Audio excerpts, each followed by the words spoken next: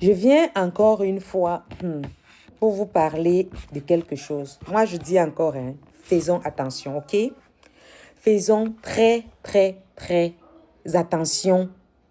Et au 21e siècle-ci, que tu sois d'amour ou d'amitié, choisissez-vous. Choisissez-vous. Je vous mets en contexte. Je suis tombée sur la vidéo d'un monsieur qui disait ceci. Il faudrait que le divorce soit le dernier recours. Puis quand il parlait comme ça, il parlait vraiment avec toute une belle énergie. Et puis il disait, aujourd'hui, si vous voulez divorcer, il faudrait que ce soit vraiment comme le dernier recours. Ça veut dire, il faudrait déjà qu'on ait réuni la famille de l'homme, qu'on ait réuni la famille de la femme, qu'on ait réuni les sages et que tout le monde ait donné son point de vue et que quand on a essayé d'arranger le couple, on est parti et puis vous deux, vous êtes restés, vous vous êtes rendu compte que non, malgré tous les pourparlers, toutes les assises qui ont été faites, ce n'est pas possible de continuer. Et juste pour vous mettre dans le contexte, si je pense avoir bien compris d'où est-ce que prévenait son intervention, il parlait par rapport à une dame qui a subi des multiples infidélités de son mari quelque part. Je ne sais pas aussi, peut-être des violences physiques ou verbales, ou peut-être des violences physiques. Puis la madame a décidé de partir. Bref. Moi, je pense qu'au 21e siècle, honnêtement, ce n'est plus un conseil à donner. Non, ce n'est plus un conseil à écouter et à mettre en pratique au 21e siècle. Je ne pense pas. Je m'explique. Vous ne pouvez pas être en couple, que ce soit les hommes ou les femmes, parce que parfois on va toujours dire que non, c'est l'homme, mais parfois la femme aussi a ses déboires, la femme aussi a ses frasques, ok? Vous ne pouvez pas être dans un couple où vous vivez, dont non seulement il est infidèle, il est violent, physiquement, verbalement, psychologiquement. Vous êtes anéanti. 31 jours sur 31. Le seul moment où vous arrivez à sourire dans votre foyer, c'est quand il n'est pas dans la maison. Parce que dès qu'il arrive à la maison, le stress est votre partenaire. L'anxiété est votre partenaire. Mais vous avez quand même la grâce que c'est un monsieur que quand il sort, il rationne. Il vous donne de l'argent. Il vous donne... Écoutez, ce qu'on vous sert là, financièrement, ne pourra pas réparer les dommages physiques et les dommages psychologiques que vous subissez dans les mariages. Je répète encore, il faudrait bien que je sois claire pour toutes les personnes qui vont m'écouter. Je ne suis ni pour le divorce, ni contre le divorce, mais je suis pour l'épanouissement des individus dans un mariage. Ça veut dire quoi? Il faudrait que le monsieur ou la madame ait envie de faire en sorte que le foyer aille bien pour se donner à 10 000% pour que vous deux, vous soyez en paix. Je ne sais pas si je me comprends. Parce que pour moi, il est inadmissible que tu es dans un foyer.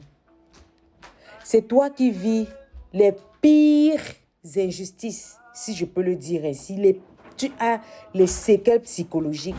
Et qu'on vienne me dire que non, il faudrait qu'on réunisse les parents de ton côté, qu'on réunisse les parents de mon côté pour pouvoir échanger et mettre sur pied des trucs qui vont faire en sorte que je me sente bien.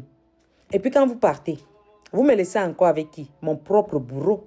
Parce qu'ils sont nombreux, ces bourreaux qui sont dans les maisons.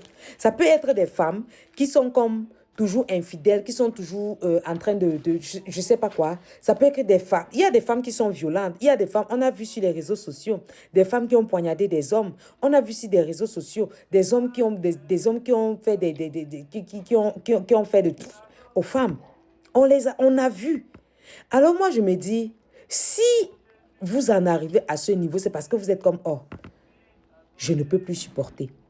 Mais ça ne sert à rien de rester dans un foyer pour ôter la vie à l'enfant de quelqu'un. Et pourtant, c'était sa nature. Moi, je vais prendre l'exemple du scorpion. Tu montes, tu descends, le scorpion. Peu importe l'amour que tu donnes au scorpion, quand tu vas vouloir le sauver, il va toujours te piquer. C'est sa nature. Tu ne peux pas sauver le scorpion. Alors laisse une autre Madame Scorpion venir se mettre en couple avec ce scorpion. Les personnes, j'avais vu un autre monsieur qui avait dit quelque chose qui était très intéressant. On ne change pas un homme, on change d'homme. Et dans ce type-ci, moi, je vais mettre le homme là avec le grand H. Et je vais encore aller au début de votre relation. Moi, j'ai toujours dit à toutes les personnes qui sont autour de moi, vaut mieux une séparation qu'un divorce plus tard. Vaut mieux une séparation qu'un divorce plus tard. C'est clair que même si le divorce est à l'amiable et tout ça, là, ça ne va arranger aucun des parties. Par contre, vous êtes encore...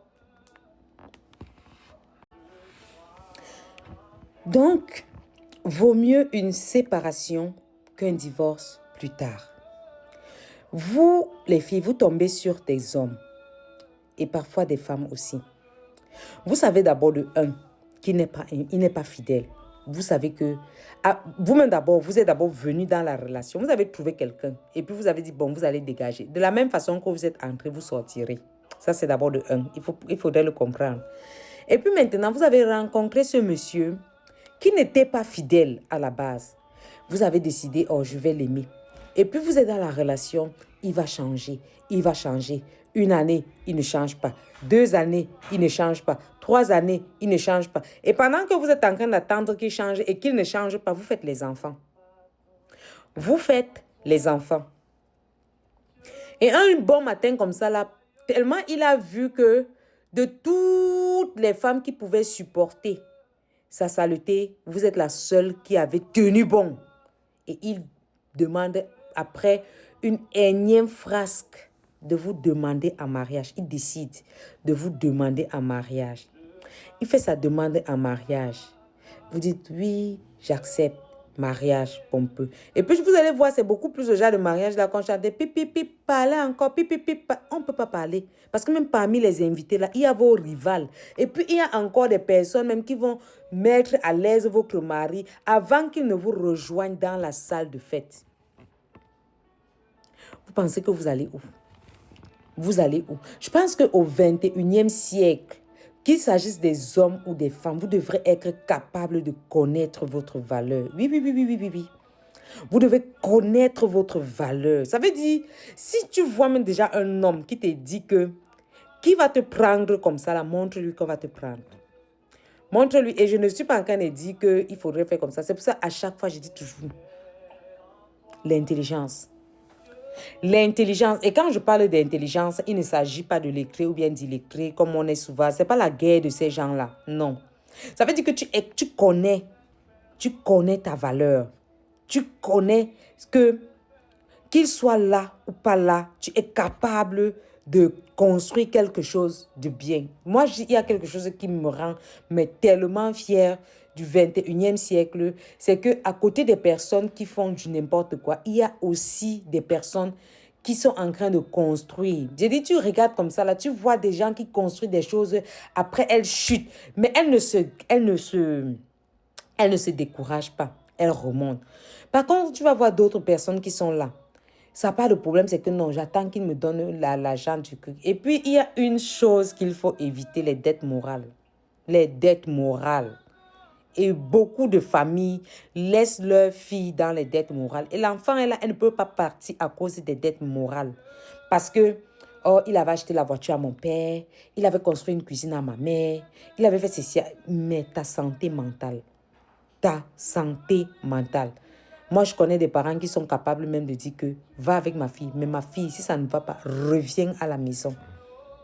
Donc, les amis, je ne pense pas qu'au 21e siècle, c'est un conseil qu'il faille donner. C'est un conseil à mettre en pratique. Il faut attendre le dernier. Le divorce, c'est le dernier recours. Je ne pense pas. Je pense pas. Si vous n'êtes pas bien là-bas, si vous n'êtes pas bien aujourd'hui, ne lui donnez pas 2 ans. Parce que, oui, je ne veux pas aussi généraliser. Il y en a qui ont changé. Mais ils sont combien? J'ai vu dernièrement sur TikTok, ici, là, il y a une autre qui, dont son contenu, c'est gasser les hommes. Ça veut dire un peu comme si tu donnes le charme. Mais vous allez tous les charmer. Vous ne pouvez pas tous les charmer. Et puis quand tu charmes même encore quelqu'un,